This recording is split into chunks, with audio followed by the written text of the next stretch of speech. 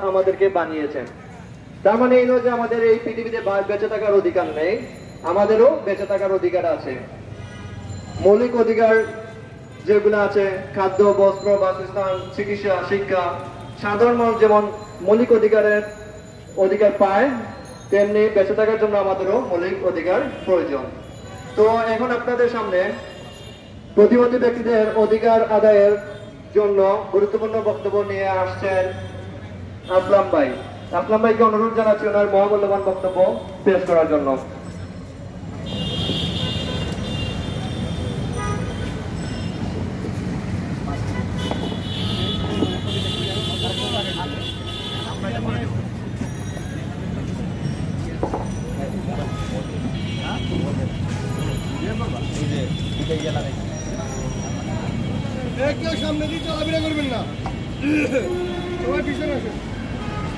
সকলকে আন্তরিক শুভেচ্ছা ও অভিনন্দন।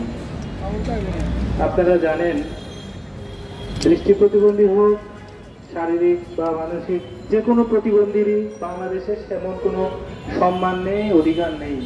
কে কি মনে করে আমি তা জানি না, কিন্তু আমি মনে করি বাংলাদেশে প্রতিবন্ধীদের ন্যূনতম কোনো সম্মান করা হয় না।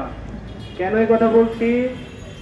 আমরা যখন বাসে উঠতে যাই, তখন বাসের অশিক্ষিত সেই হেল্পারগুলো আমাদেরকে গাড় ধাক্কা দিয়ে বাস থেকে নামিয়ে দেওয়া হয়। কেন আমাদেরকে বাসে উঠতে দেওয়া হয় না?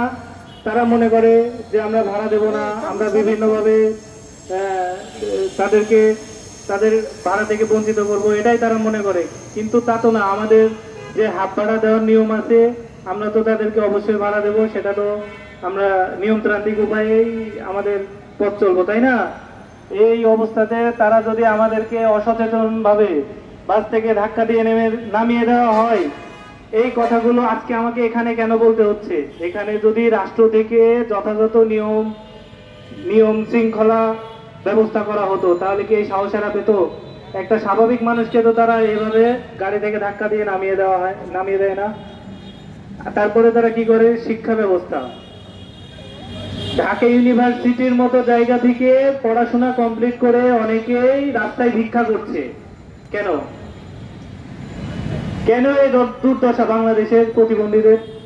যেখানে পড়াশোনার জন্য কত ভাবে মানে ভালো ভালো ফ্যামিলির ছেলে মেয়েরা চেষ্টা করে, সেই জায়গা থেকে পড়াশোনা কমপ্লিট করার পরেও যদি একজন প্রতিবন্ধীকে জীবিকা নির্বাহের জন্য ভিক্ষার মতো পেশা, নিম্ন পেশা বেছে নিতে হয়, তাহলে এর মতো লজ্জার এ বাংলাদেশে কি থাকতে পারে?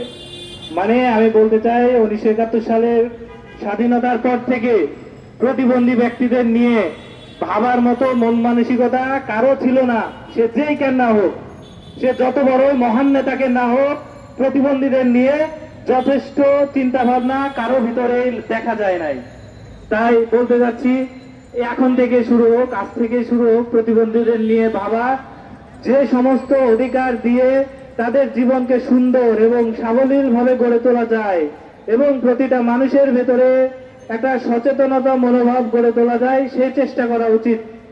এর ধারাবাহিকতায় আমরা যে স্নাতকোত্তর ডিগ্রি অর্জন করি অনার্স লেভেলে, সেই জায়গাতে একটা বিষয় নির্ধারণ করা হোক, যেখানে দৃষ্টি প্রতিবন্ধী, শারীরিক প্রতিবন্ধী, বাক ও শ্রবণ প্রতিবন্ধী তাদের জীবন কিভাবে পরিচালনা হয়, কি কারণে প্রতিবন্ধিতার শিকার হয়, তাদের সাথে কি ধরনের আচরণ করা উচিত, তাদের সাথে কি ধরনের ব্যবহার, তাদের জন্য কি ধরনের সুযোগ সুবিধা নিশ্চিতের মাধ্যমে তারা সমাজে অবহেলিত না থাকতে পারে, তাদের পরিবারে যারা তার একটা সম্মান পায়।